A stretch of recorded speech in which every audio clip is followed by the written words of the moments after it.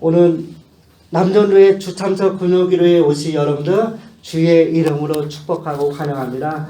말씀을 듣는 가운데 우리 주의 은혜가 충만하시게 주의 이름으로 간절히 소망합니다. 이 요한계시록 19장 1절에서 10절 말씀을 가지고 나의 사랑 나의 신부라는 제목으로 우리가 함께 말씀을 살펴보고자 합니다.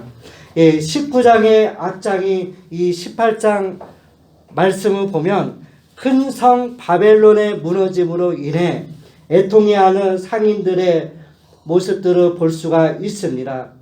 이 바벨론의 무너짐으로 인해 애통해하는 상인들의 가장 큰 슬픈 애가로 가득한 장이 18장이라고 하면 우리가 오늘 읽었던 요한계시록 19장은 가장 기쁜 할렐루야 노래 소리로 가득한 장인데 왜 이렇게 하늘에 호라한 무리의 할렐루야 소리가 연이어 터져 나옵니까?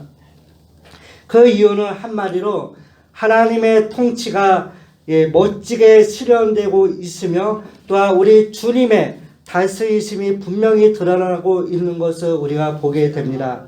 그런데 그동안 하나님이 다스리신다는 것이 이 요한계시록의 일관된 주제 가운데 하나인데 하나님의 백성이 우리들에게 그다지 현실감 있게 다가오지 않았던 것 같습니다. 왜일까 살펴보면 아직도 하나님의 백성 앞에 버티고 있는 거대한 성 바벨론 때문인데 이 성이 그 견고한 성이었던 이 바벨론이 17장과 18장 말씀을 보면 무너진 것을 볼 수가 있습니다. 절대로 무너져 내린 것 같지 않게 이풍당당한 모습을 가졌던 이 바벨론이 무너진 것을 볼 수가 있습니다. 바벨론의 이 무너짐이야말로 하나님의 백성들로 하여금 기쁨과 감격의 찬양을 만들어낼 수 있는 근거가 되었습니다. 이 반대로 생각을 한번 해보십시오. 바벨론 성이 무너진 거하고 또 우리나라가 1910년부터 1945년까지 35년 동안 일제의 통치를 받다가 1945년 8월 15일 해방이 되었는데 그 해방되었을 때 그때 우리나라 국민들의 백성은 어떠했는지 한번 생각해 보십시오. 다 기뻐했을 겁니다.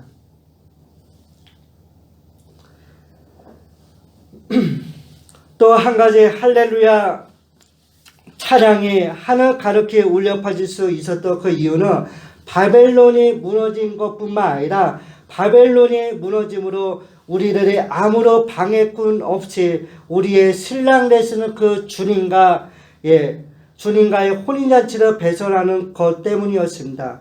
혼인 예식의 꽃은 신랑 되시는 그 주님의 배려 속에 서 있는 아름다운 신부로서 이제 바벨론과 정반대되는 어린 양의 신부가 얼마나 큰 축복을 받은 귀한 존재인가를 확인시켜 주고 있다는 것입니다.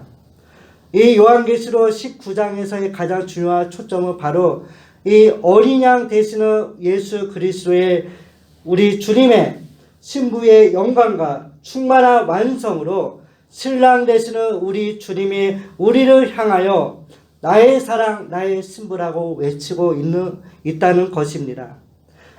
나의 사랑 나의 신부. 우리가 이 말씀을 어디서 들어보지 않았습니까? 아가서에 보면 솔로몬 왕이 사랑하는 그 술람의 여인을 향해서 이렇게 외치고 있지 않습니까? 나의 사랑 나의 어여쁜 자야 일어나 나와 함께 가자꾸나 이렇게 외치고 있지 않습니까? 이런 것처럼 주님이 신랑 되시는 우리를 향해서 나의 사랑 나의 신부라고 외치고 있습니다.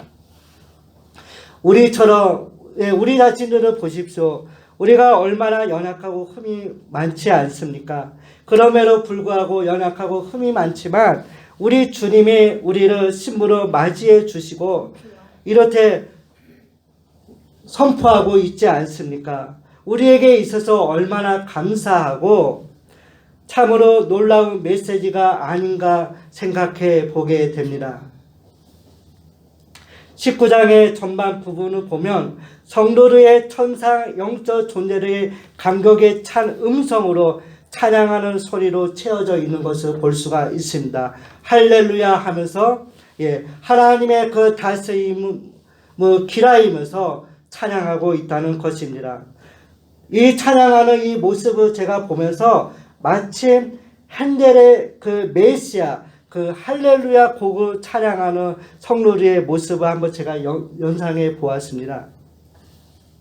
제가 얼마 전에 이 할렐루야 이 핸델의 할렐루야 곡을 제가 유튜브로 들어봤는데 그 이화 외국어 여자 고등학교 학생들 졸업식이었는데 그 졸업식 하는 날 학생들이 그 재학생과 졸업생들이 모두 다 자리에서 일어나서 이 할렐루야를 사중창으로 부르는데 그 모습을 보면서 감격에 벅찼습니다.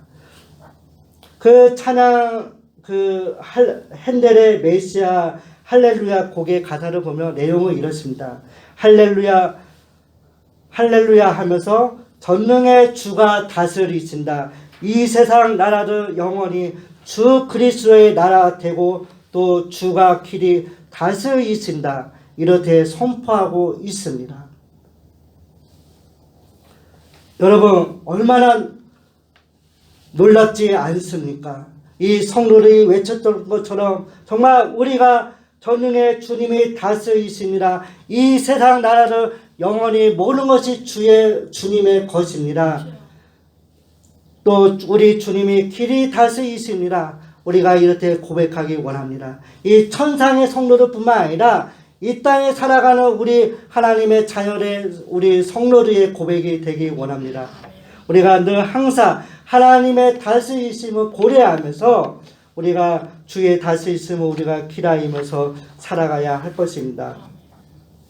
할렐루야 찬송과 함께 기뻐하는 이 성도들의 모습을 보며 1절부터 5절에 보면 이 성도들의 모습을 보며 그 앞장인 18장 20절과 연결되어서 설명해 볼 수가 있습니다. 18장 20절에 보면 하나님께서는 우리에게 이렇게 명령하고 계십니다. 바벨론 멸망의 때에 하나님의 백성을 향하여 즐거워하라고 명령하셨다는 것입니다. 19장 본문에 보면 실제로 성도들이 어떻게 하고 있습니까? 성도들과 피조물이 바벨론이 멸망했다는 그 소식을 듣고서 하나님 앞에 기뻐하는 모습을 보이고 있지 않습니까? 하나님의 구원 계획 속에서 악의 도성이 망하는 모습을 보자 그들을 할렐루야 하면서 우리 주님을 찬양하면서 기뻐하는 모습을 보였습니다.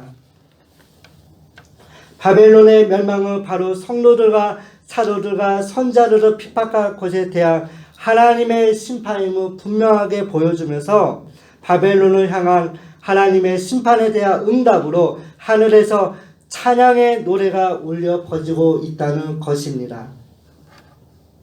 우리가 이 부분을 살펴보면서 제한된 기간 동안 당하는 고난으로 불의한 이 세상이 영원할 것처럼 생각하거나 우리가 그에 의해 실패할 것이라고 우리가 생각하지 말아야 합니다. 우리 주님이 어떻게 말씀하셨습니까? 우리가 이 땅에 살아가면서 우리 앞에 슬픔과 애통이 있고 고난이 있지만 우리가 정말 하나님의 말씀으로 살아갈 때 우리의 원수된 마귀는 우리를 어떻게 하면 실족시키려고 별짓을 다 하지만 우리가 그것에 흔들릴 필요가 없다는 것입니다. 우리 주님이 어떻게 말씀하셨습니까? 내가 세상을 이겼느라 담대하라고 우리 주님이 우리에게 말씀하고 계시지 않습니까? 이 찬양의 노래의 핵심 주제 중 하나를 보면 하나님의 진실성과 정당성을 볼 수가 있습니다. 이 하나님의 진실성과 정당성은 하나님의 종들이 이 땅에 살아가면서 말씀으로 살아갈 때 그들이 흘릴 피에 대해서 이 세상 나라 이 바벨론을 심판하셨다는 데 있습니다. 이것을 계시록 6장 9절과 10절에 있는 순교자들의 탄식의 기도에 대한 궁극적 응답이라고 볼 수가 있습니다. 그리고 하나님의 통치를 보여주고 있는데 이 하나님의 통치는 예수 그리스도의 초림으로 말미암아 온 우주에 드리워져 있었으나 아직 가식적으로 모르 자에게 체험되지 않은 것을 보게 됩니다. 하나님께서는 사단의 활동을 허용하셨습니다.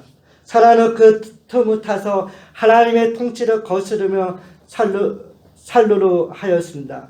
그러나 이제 이 바벨론은 하나님의 심판을 받아 멸망하였고 하나님의 통치가 가십적으로 확립되는 순간입니다. 그리고 이 어린 양의 혼인잔치의 때가 왔음을 이 말씀을 통해 우리에게 보여주고 있다는 것입니다. 바벨론이 멸망하고 우리 주님은 우리를 위로해 주셨습니다. 그분은 우리를 신부로 맞이해 주셨는데 생각만 해도 얼마나 황성하고 감격스럽지 않습니까? 혼인잔치의 핵심에는 신부가 있습니다. 우리가 그 결혼식에 가면 누가 가장 주인공입니까? 하객들입니까? 아니라는 것입니다. 신랑과 신부인데 그 중에서도 신랑이 입장을 할 때는 사람들이 별로 반응을 안 보이다가 이 신부가 입장을 할 때 환호성이 터지는 것을 보게 됩니다. 이 혼인잔치의 핵심에는 신부가 있는데 원래 신랑 되시는 주님이 이 혼인잔치의 주인공이 되어야 하는데 주님이 우리를 위해 양보해 주셨다는 것입니다. 우리를 너무로 소중한 존재로 우리를 대접해 주셨다는 것을 우리가 보게 됩니다. 여기서 이 혼인 예식의 장면을 나눠서 볼 수가 있는데 첫 번째로 잔치의 광경을 우리가 보게 됩니다. 성경에서의 잔치를 보며 줄곧 하나님 나라의 풍성함을 상징합니다. 요한복음 2장에 나타난 이 가나 혼인잔치를 한번 생각해 보십시오. 가나의 혼인잔치가 주님이 그곳에 계심으로 완성된 것을 보게 됩니다. 지금은 주님의 때가 절정으로 무르익은 시기로서 십자가와 부활을 지나서 영원한 왕으로 등극하실 그분이 풍성한 잔치를 베풀고 있는 것을 보게 됩니다. 이 잔치는 부족함이 없는 잔치입니다. 갈릴리 가나에서 우리 주님으로 인해서 모자람이 없는 잔치였고 포도주가 떨어졌지만 우리 주님으로 인해서 모자람이 충만하게 채워졌다면 이 혼인 예식에서는 처음부터 진품으로 시작하여 극상품의 포도주로 마치는 잔치가 완성될 것입니다. 두 번째로 신랑의 입장 소리와 함께 신랑의 모습이 눈에 들어옵니다. 놀라운 것은 우리 눈에 들어온 신랑의 모습으로 결혼 예식의 주인공 되시는 이 신랑은 유독 어린 양의 모습을 하고 있습니다. 주님에 대한 많은 이미지 가운데 왜 하필이면 어린 양의 모습으로 하고 있습니까? 주의 백성으로 하여금 갈보리를 보르러 하기 위함이었다는 것입니다. 혼인잔치가 이루어지는 이 기쁘고 복된 자리에서 예수님의 십자가를 생각나게 함으로써 신부된 주의 교회가 잔치에 참여하는 것이 얼마나 놀라운 축복이기는 하지만 결코 이 신부의 이 교회가 우리 주님의 파트너가 된 줄의 이유가 결코 이 신부 자체가 가지는 공로나 조건에 기인하는 것이 아님을 밝혀주고 있다는 것입니다. 오는 것이 우리의 공로가 아니라 오는 것이 우리를 향하실 그 주의 무조건적인 사랑과 우리 주님의 희생이 이 혼인잔치를 이루는 근거가 되면 우리에게 다시 한번 보여주고 있다는 것입니다. 세 번째로 우리 주님이 베푸시는 이 혼인 예식의 꽃은 신부로서 신부 입장이라는 사회자의 소개와 함께 우리 눈에 신부가 들어오는 것을 보게 됩니다. 우리를 또 한번 놀라게 하는 것은 신부의 모습인데 신부에게는 어떤 화려함이나 외적인 치장이 없습니다. 오직 이 신부는 신랑과 함께 세마포 옷을 입고 단아한 모습을 하고 있다는 것입니다. 음녀와는 정반대의 모습입니다. 음녀의 모습을 보십시오. 화려하게 옷을 입고 하나님의 성도들을 유혹하고 있는 것을 보게 됩니다. 그 음녀와는 정반대의 모습으로서 단정하게 세마포 옷을 입고 정결함으로 신랑이 무엇을 신부에게 기대하는지를 성경은 우리에게 말씀해 주고 있다는 것입니다. 신랑이 신부인 교회에게 찾는 한 가지는 오직 정결을 지키는 깨끗한 임을 우리가 말씀을 통해 보게 됩니다. 신랑 되시는 주님이 신부인 교회에게 기대하는 바는 다른 거 아닙니다. 오직 우리 주님이 허락해 주신 세마포 옷을 더럽히지만 않으면 되는 것으로서 신부의 우리 성도들은 이 세마포 옷을 더럽히지 말고 정말 우리가 이 땅에 살아가면서 바른 행실로 주의 자유로 우리가 살아야 한다는 사실을 우리가 잊어서는 안 될 것입니다.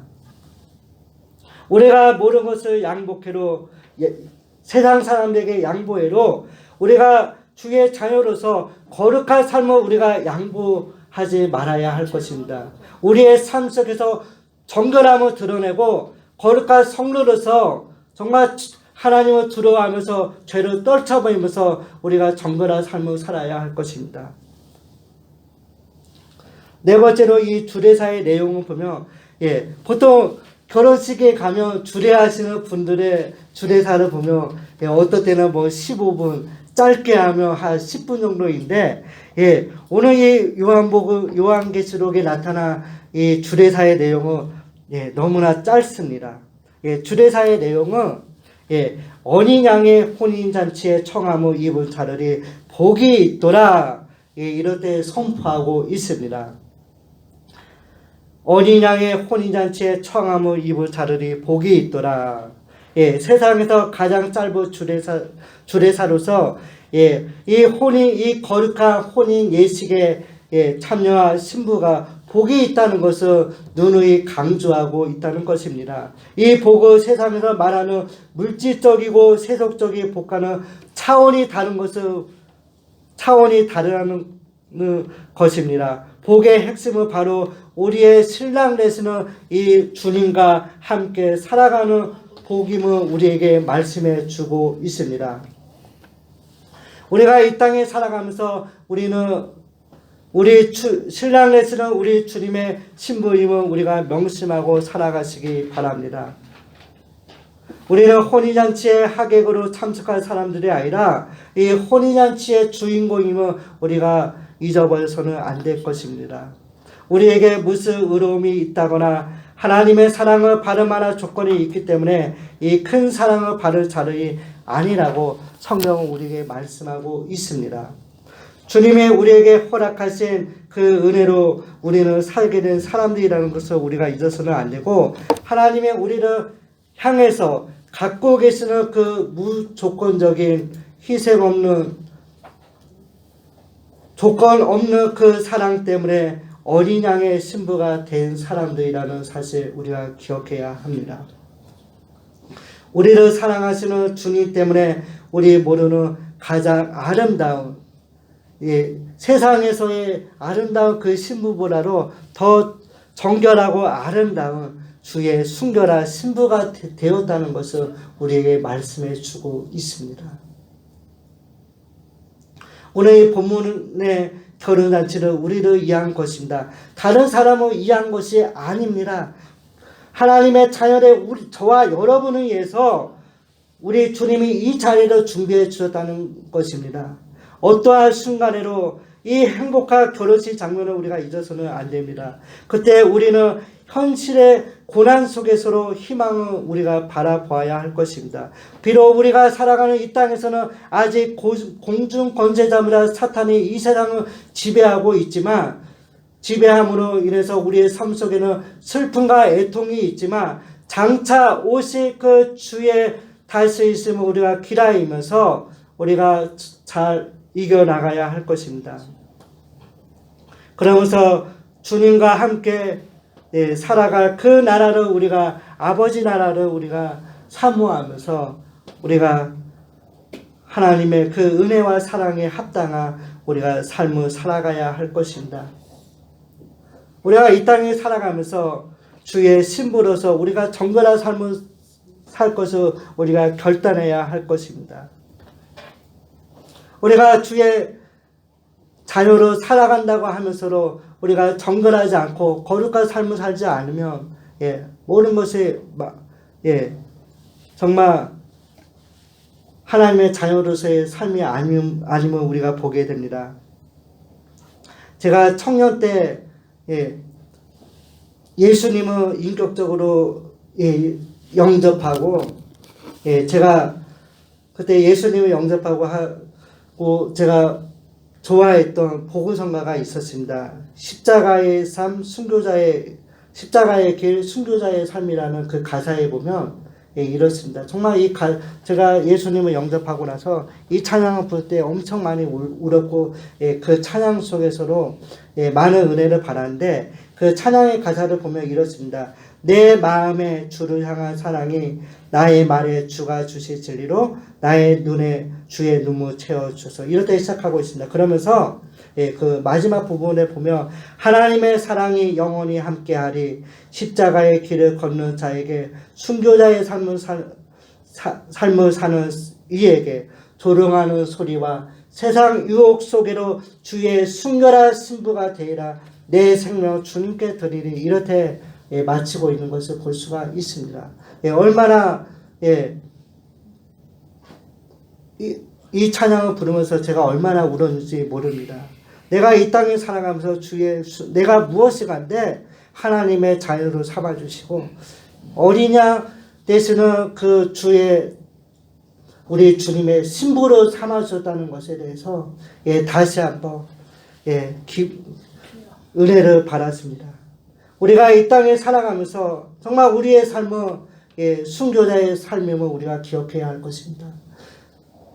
철로역정 가보신 분들은 아시겠지만 그 주인공 되는 그 크리스찬이 천정은상에 갔을 때 그 길이 험난한 것을 볼 수가 있습니다.